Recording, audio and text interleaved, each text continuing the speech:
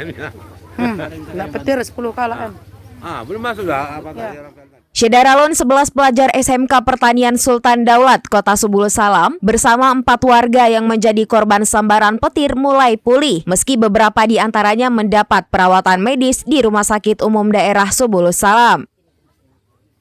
Peristiwa tersebut terjadi saat hujan deras melanda Kota Subul Salam dan sekitarnya pada Jumat 2 Agustus 2024 sore di lokasi pemondokan Pusat Pelatihan Pertanian dan Perdesaan Swadaya, Dusun Jambu Belang, Desa Sukamakmur, Kecamatan Simpang Kiri, Kota Subul Salam.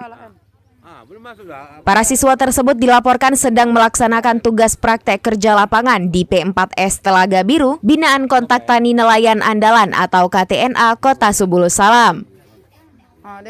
Peristiwa tersebut terjadi sekitar pukul 17 waktu Indonesia bagian Barat saat hujan deras disertai petir melanda Desa Sukamakmur, Kecamatan Simpang Kiri, Kota Subul Salam. Ketua KTNA Kota Subul Salam Abdul Hamid Padang alias Haji Joka selaku pembina siswa PKL yang dikonfirmasi serambinews.com membenarkan kejadian tersebut.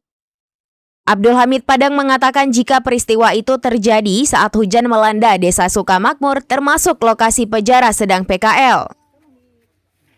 Ke-11 siswa yang menjadi korban sambaran petir masing-masing 7 orang wanita, 4 orang pria. Selain 11 siswa SMK Pertanian yang sedang PKL, sambaran petir juga menimpa 4 warga setempat.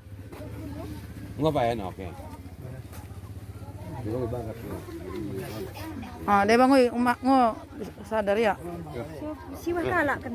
Dari Subul Salam, Khalidin Umar Barat, serambinews.com. Download Tribun X sekarang. Menghadirkan lokal menjadi Indonesia.